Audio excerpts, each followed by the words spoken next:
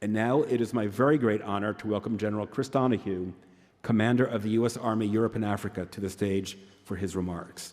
General Donahue.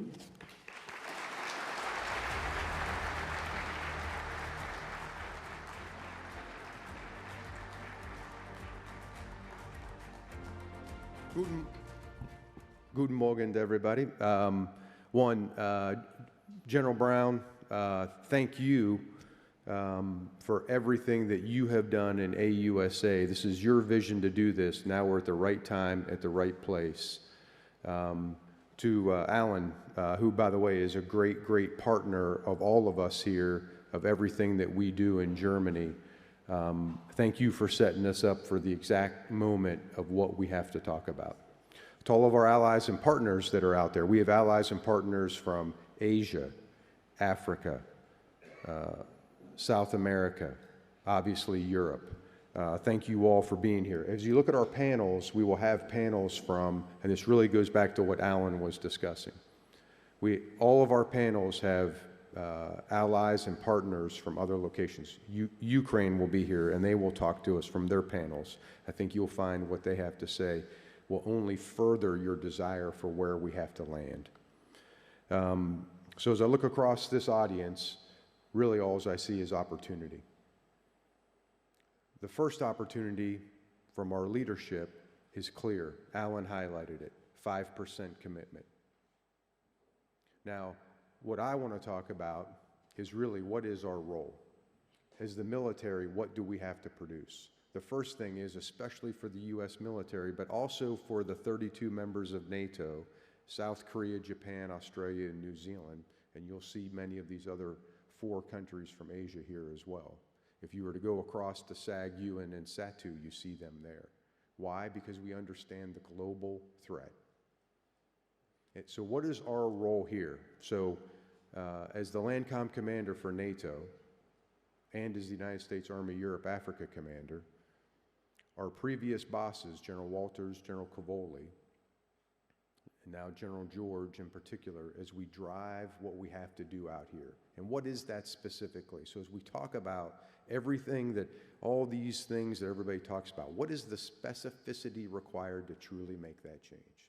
Well, the first thing is those previous leaders have converged all the plans so that we have unity of effort and unity of exactly what we have to do, and they're called the regional plans. Within those regional plans, we started in the Baltics to try to get to how do you actually make it so that industry and the nations know exactly what their requirements are. Ultimately, that is now known as the Eastern Flank Deterrence Line.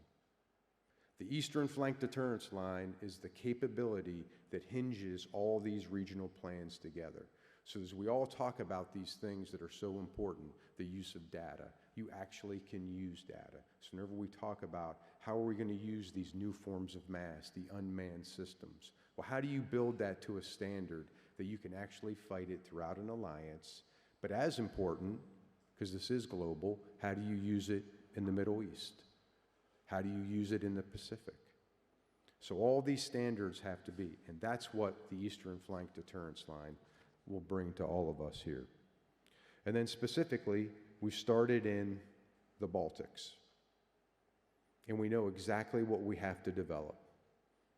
And the use case that we're using is you have to, from the ground, and if you now look at everything that is happening throughout the world, the land domain is not becoming less important, rather it's becoming more important. You can now take down A2AD bubbles from the ground. You can now take over sea from the ground. All of those things you're watching happen in Ukraine. But as important for us, how do we put that into these regional plans, into the Eastern Flank Deterrence Line? If you look at Kaliningrad, at its, you can argue back and forth, but it's about 47 miles wide, surrounded by NATO on all sides. There's absolutely no reason why that A2AD bubble, to deter Russia, we cannot take that down from the ground in a time frame that is unheard of and faster than we've ever been able to do. We've already planned that, we've already developed it. The mass and momentum problem that Russia poses to us, a problem that we could get faced anywhere else in the world. We've developed the capability to make sure that we can stop that mass and momentum problem, approximately 22 divisions worth of capability. And then, of course, all of us have to make sure that we have offensive capability, probably the most difficult. So those three things we have developed. And we're ready to, and we just had the Conference of European Armies over the last 2 days where we went over this entire concept with each of the chiefs. Many of the CHODs have already seen this. So we know the exact use case that we have. So everybody can talk about how we need to use data and all these other things. So what we've done with this is we've talked about the system. NATO has already procured the system. We already know exactly what we have to do with cloud, and we know exactly the type of actual unmanned systems, brigades, and everything else that we need. So if you're industry, we can tell you exactly what we need. And then for industry, you'll also sit there and say, okay, well, can you help us out with a little bit more specificity? Absolutely. So for industry, very specifically, what we would like you to start to look at is that anything that we develop, it has to be interoperable. But I want to talk a little bit more about the specificity of interoperability. The first thing that we always talk about is data. We need industry to mitigate the risk that every nation sees in data. So if we talk about cloud, you as industry have to come in and talk about how we can share data without that nation being concerned about where that data is going to be. We know that we can solve this every day. Whenever we look at modular systems and we talk about what we need with modular systems, and this is what the Army Transformation Initiative and Secretary Driscoll and General George are trying to push, and this is exactly what our allies are looking for as well. And I'll just give you, everyone loves to talk about long-range fires and air defense. So specifically, what we want to develop is a common launcher. A common launcher that is both offensive and defensive capable. We want a common fire control system so that any nation can use that fire control system. Right now, there are many nations that if they buy a platform and another nation buys that platform, they're not interoperable because of that lack of common operating system. It's trust. That's all that is. We can solve it. And then obviously we want everything to be optionally manned. So if we look out for an air defense system or a long-range fire system, we want it to be one system, optionally manned, and we won't be able to take munitions from any country and shoot through that. That's just one example of many.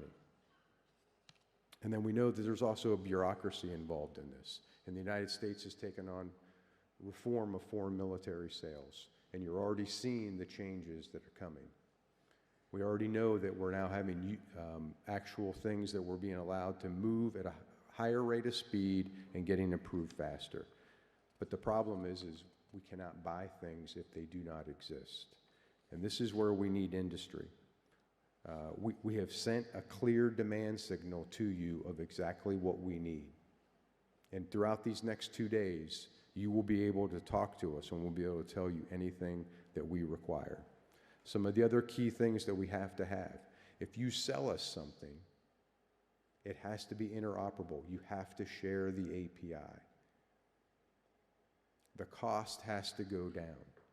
As a general rule, whatever you're shooting at, whatever weapon system or munition you shoot at another adversary's capability, it should be cheaper than what you're shooting down. The cost curve has to go down. Again, interoperability. As you talk to our allies, the biggest, other than the fact of the timeliness of getting capability, the ability to be interoperable is their #1 concern. And we have to solve that, especially in this alliance, if we're going to get to where we actually need to. I look forward to seeing many of you out here throughout the next 2 days. We know exactly what we have to do, and we look forward to working with all of you on it. Thank you very much.